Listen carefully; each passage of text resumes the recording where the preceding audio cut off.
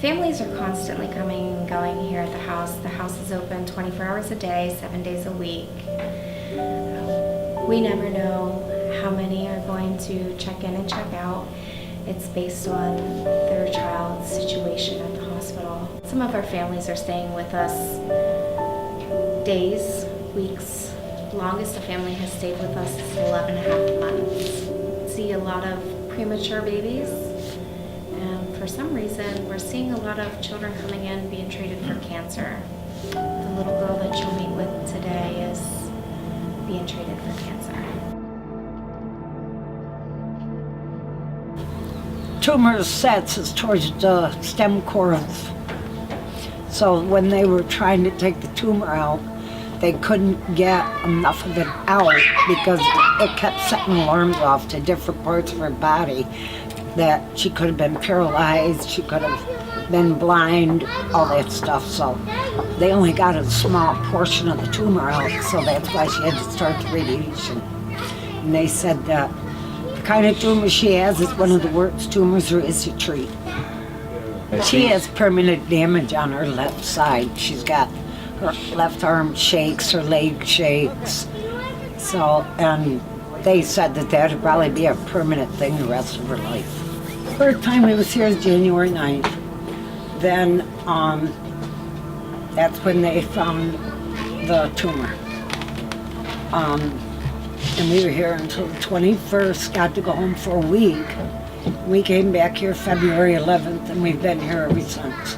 How I knew about the Ronald McDonald house is I have a great-granddaughter that is fighting cancer, and they stayed at the Ronald McDonald house in Rochester. So when we came here, they said, Ma, call the hospital because they will set you up with a Ronald McDonald house. It's where we've been since. Almost 9 months of 2 different types of radiation. We're hoping chemo. We're hoping we can stay home. If not, she'll be up here for 9 months. But we're the grandparents, and we've been taking care of them. We make sure they get to the hospital to get checked for any sicknesses and stuff like that. We've pretty much been mom and dad. Raised them, pretty much been mom and dad since they were born.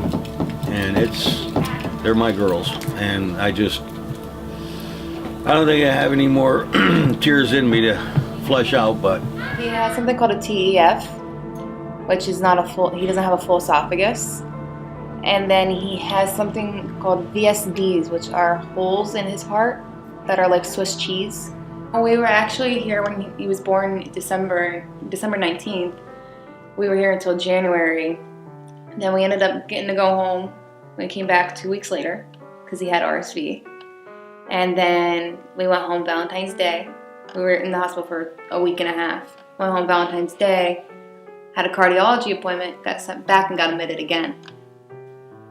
Altogether, our son has only been out of the hospital for 4 weeks all together.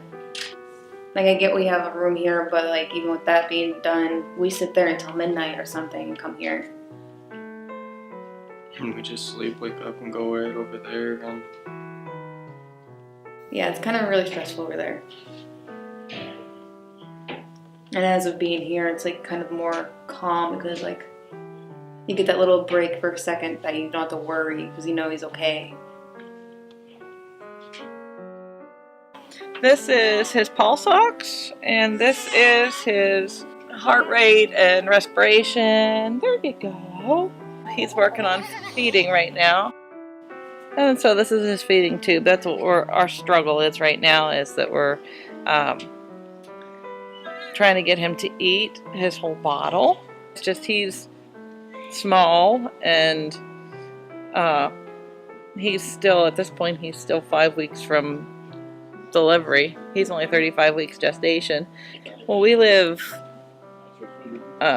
over an hour and a half away, between an hour and a half and 2 hours.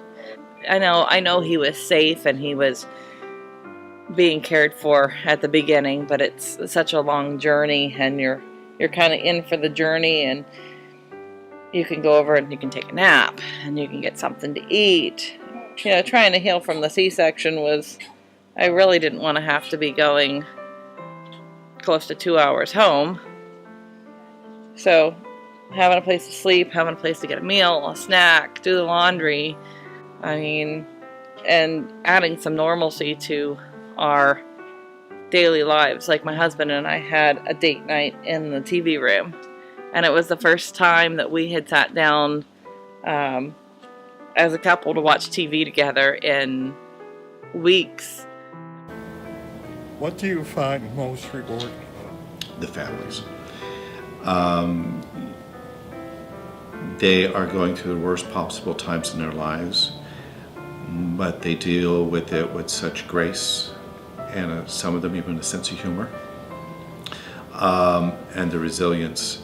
Next, second rewarding thing working at the house is is dealing with our volunteers. They truly become like a member of your family. They are so compassionate, truly giving individuals. They give the most valuable gift that one can give, and that's the gift of their time. So I am in awe of our volunteers and of our families. It is. I like it. I like it a lot. I do. And I think, I mean, it's some days you're frustrated because you don't have enough rooms, or you want to try to get more people in and you can't. If you don't have a room, that's really upsetting. A lot of memories of a lot of families. In our old house, we had one family that was actually there over 3 years. Wow. Which is, we don't see anymore. They had a child, in and out of surgery, and a pretty severe case, but when they went home, she was fine. We felt like our family completely. They don't realize the impact, and they're not here for themselves. They are here to give as much as they can to help these families and these campers. So they are very modest in both heart and actions. And they don't really see the true impact. The staff, because we're here more and more consistently with the families, we hear and we see firsthand the impact these wonderful volunteers make. And it could be something as, to you and I, it's very simple, a smile. Someone that says welcome, someone just says, how are you today? And that can mean a world of difference to someone who's going through a very challenging time. And the people at the front desk come out and interact. They're not just a face behind a desk. Like I said, you can't find a